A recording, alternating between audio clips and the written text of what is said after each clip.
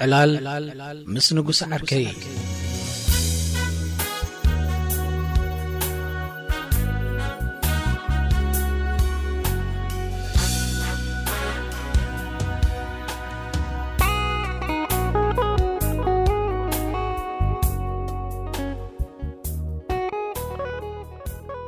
ناس كيدي حتى زارب ميدون إنا بلا قربنا نقصه كابزي ناي بريزيدنت إسياس كلمتها انتي ترديكا زبلو سلزطفعني زربا كوسخ ويون نتي كبلني تهوي خلو زلو زربا كان في صوت تصبخوا قرما كاي ميل عركي إذا بيسوقي زارب مبر سوايسي كلها نقرات كويس فلتا أنا قد انتو يزولني هاي تسرقيا تولو فتويتو قال تسلم ناقزا تولو كابتش مينتو تيسكا كل زي نابايت الدوزة بالعنب كي ترى الزرتي رقو فبلا دايما أقول لك أنس قرم كويلني ليس كل زي صفحة أمرتي سألنا هنا بقى اللي هنا أمر لنا نور حسيسيو بزح سلا زي فتخلو أجهد أبيلا أنت زلفقوه يحيش بالكو أمرو علن دي هاتبل ولا أنت زي تجاركم الكم كابتي ترى تسبز حشيت حساس سبا خمجة للنسي بزعم يبرز اللي يكونن بلني كم ترريلو أتقطعه قد دي الوي مثلا ندما زربا وسخا بلالي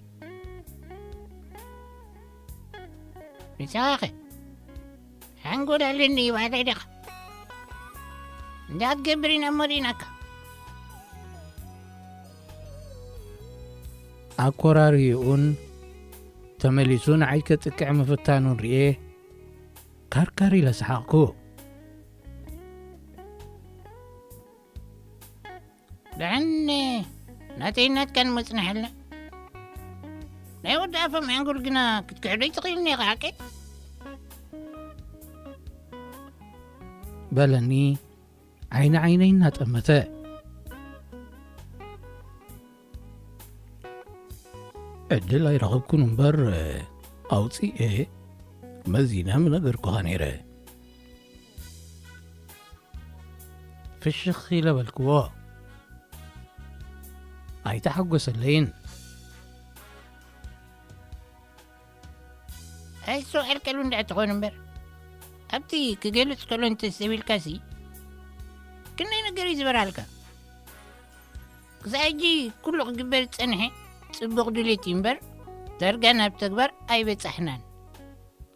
إتي من قسي كاب قدما تحيزو سناي دوليتات تسني حويو دوليتات تراقنا ولا عنت مفتحي قبرنيو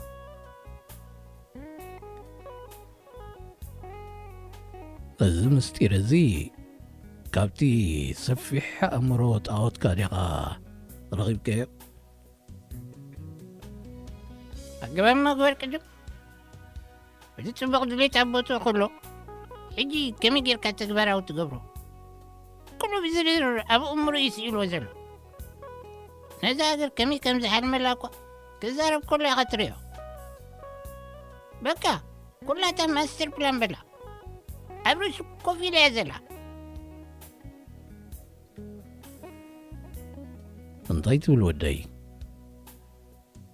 حقاني قد أمو جزي في حنقول وقت ولاني نزغل لحسي فقط تزغل حنقول دا مسائنا تشافى لغنت زي كوينوس أزي عبر سخونا الواب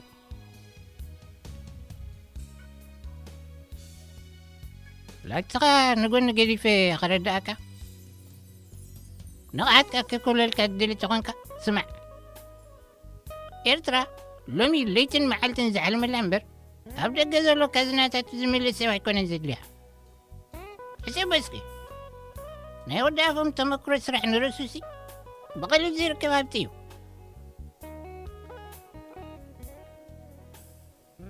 እዚ ኣብ ስልጣን ዝጸንሓሉ እዋን ማለትካ ድዩ? ኣብ ቃልሲ ዝጸንሓሉ ግዜ መበሎ ቅድም ድሓር ካሲ ሕዝብ ተቢልከ እኳ ንኣብነት ኣብ ሓደ ፋብሪካ ን30 ዓመታት ዝጸንሕ ሰራሕተኛ ክኸደካ ደሊ ኣይደሊን ኢኻ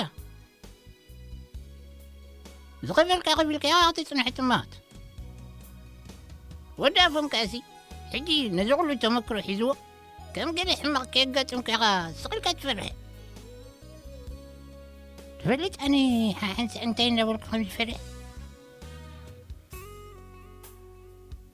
ክምልሰሉ ዕድል ሃበኒ ናብ ውትድርና ኸይመልሰካ ዘይተጸበዮ ሕቶ ምቕራበይ ባህ ስለ ዘየብሎ سألك يا قصة هيتك من يا خوالي أغنب لك عجز ኢሉኒ ክቁጣዕ ፈተነ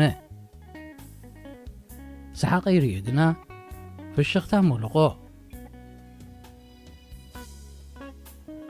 ናይ ባሕቂ እንዶ ግዳ ክነግረካ እንታይ ከም ዘፍርሕኒ ሓደ መዓልቲ ትስኢሉስ ካልስ ደቂሜ ከዛ ዓጅ ዘገልገልኩም ይኣኽለኩም ሃገር ተረከቡኒ እንተይሉስ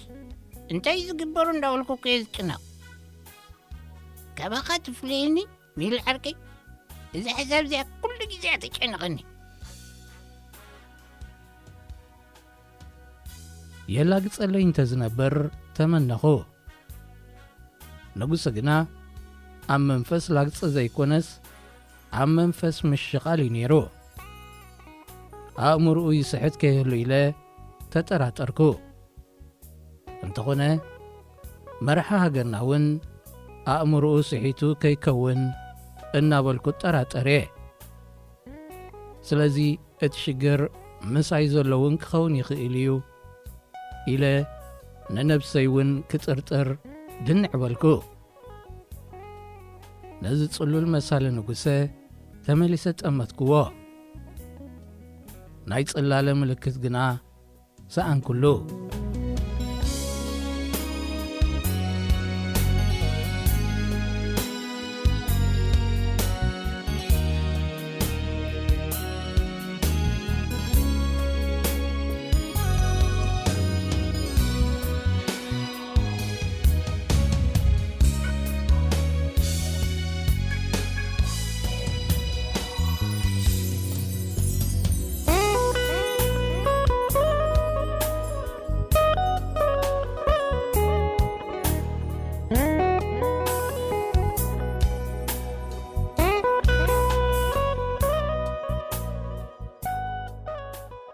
እንተጠመትክዎ ዝያዳ ክርዳኣኒ ዝባሃክዎ ግዲ መሲልዎ ዘርቡ ቐጸለ እዞም ወዳእፎም ይተኣለየልና ዝብሉሲ ክሳዕ ክንደይ ንኤርትራ ኸድኪዋ ከም ዝደልኩ ኢኻ ትርዳእ ኩሎም ተኣኻኺቦም ክንዲ ወዳእፎም ከም ዘይኮነኸ ብምንታይ ኢኻ ትርዳእ ዝንቡዕ ኣረዳድኡ ክልግሰለይ ኣተባባዕኽዎ ኣብ 2001 ትዝክረኒ ኢኻ እዛ ኹላ ላዕለዋይ ሓላፊ ኣንጻር ፕረዚደንት ክትላዕል ንሱ ግና ሽዑ ብዙሕ ኣይተዛረበን ተጋገዩ ኣለኹ ጥራይ ኢልዎም ተጋጊዮም ከዓ እንታይ ሽዑ ኸ ዝብሎም ዝነበረ ጥርሑ ገረበኛ ዓው ይብል ዲታ ዝብሎም ዝነበረ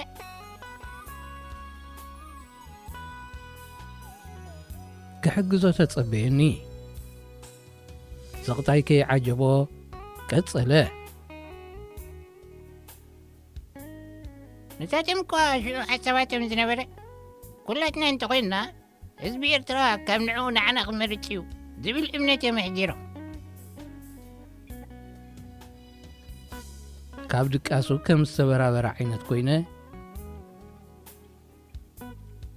ምርጫ ተኻይዱ ነይሩ ድዩ ዝብል ሕቶ ኣቕረብ ኩሉ ምርጫ ኣብ ኩናት እንዲና ነርና ዋላ ሕጅስ እንታይ ሰላም ረኺብና ኢልካና ኢኻ ዘይሓልፈልና ህዝቢ ምርጫ ይተኻየደን እቲ ህዝቢ ግና መን ከም ዝሓየሉ ኣባቑሉ ይፈሊጥዎ ህዝቢ እንታይ ገይሩ ኢኻ ትብል ዘለኻ እቶም ተኣስሩ እንታይ ደም ዝብሉ ነይሮም ህዝቢ ነዚ ነገር ዝስኺሉ ክሪኦ የብሉን ክልዓል ኣለዎ እንዳብሉ እንዲኦም ዘጓሳጉሱ ነይሮም ምስ ተኣሰሩ ተኻየደ ሰልፊ ነይሩ ልዑል ኢኻ ህዝቢ ምርጭኡ ዝገለጸሉ መድረኽ ጌርካ ከተቕርቦ ትፍትን ዘለኻ ዘይወግዓዊ ምርጫ ዋላ ወላ ካብ ወዲ ኣፎምን ካልኦት ኩሎም ተደማሚሮም ዋላ እንተመፁ ወዲ ኣፎም ዝመርጽ ህዝቢ በጃኻ ንጉሴ ኣይተጸለለን እንዴት ዝብለካ ዘለኹ ንስኻ ሓግዘኒ ህዝቢ ተዋቦ ምርጫ የለን ፕረዚደንት ኢሳያስ ንመሳርሕቱ ከምኡ ገይሩ ምሕያሩ ንርእሱ ንኹላትና ከም ዝኣሰረ እዩ ዝውሰድ ሳላቶም ሕጂ ኣሲርዎም ዘሎ እኳ እዩ ሽሙ ዝበፂሑ ዘሎ እምበር እዚ ሕጂ ንሰምዖ ዘለና ዘረቦሲ እንደይ ሕጂ ኸ እንታይ ጎድሎ ሃገር ገጽ ኣቢሉ ሒዙ ኣሎ ንሱ እንተዘየሉ ዳ ቀደም ፋሕፋሒልና ኣለና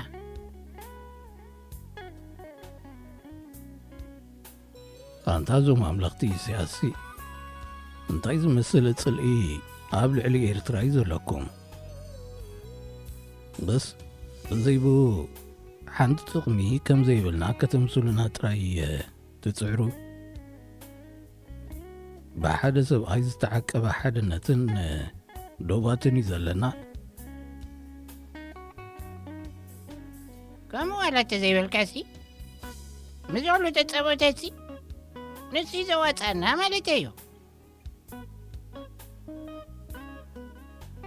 እዚ ኹሉ ተጻቦታት ዳ ብሰንኪ ኸይኮን ዝመጻና ዘሎ ኣይምስልከም ኢሉን ሳላኒሱ ተሪር ዝኾነ እምበር ተጻቦታሲ ኣብ ገለ መብፅዑና ነይሮም እቲ ንሱ ዝጸባና ዘለኸ እንታይ ዘጸብይና ወዳፎ ኩሉ እዚ ሓሳብካ ናይ ምግላጽ መስል ምዕፋኑ ታሪኽ ዝሰርሑ ጀጋኑ ብዘይ ፍርዲ ምእሳሩ ባህ ዘየብሉ ዓይነት ሃይማኖት ከም ገበን ናርኣየ መቕጽሑ ዓይነት ትምህርቲ ሃገርና ምበልሻው ሕልሚ መነስያት ምዝራጉ ንኤርትራ ናብ ዓባይ ቤት ማሕቡስ ምቕያሩኸ ተጻቦታት ኣይኮነን ኣታወዲ መመሊስካ ትሻድን ኣለኻ ጥንቅቕ እንተበለካ ሓሸካዮ ዓርቂ ማዕበይ ዞም 11 ዓመት ተኣሲሮም ዳይ ዘይብሎም ካብዚ ናትካ ዝኸፋ ኣይተዛረቡን ነዛ ከርቸሊ መመሊስካ ይትፀዋዕ እያ ከርቸሊ ኮነቱ ናብ ሰብ ትመጽእ ሰቢ ናብ ከርቸሊ ዝኣቱ ልክዕ ከምዛ ናይ ማያ ኢሉ ንስሓቐ ሰሓቕ ዝበሃል ኣይመጻለይን በዚ እውን ንጉሰ መሊሱ ዳ ሰሓቐ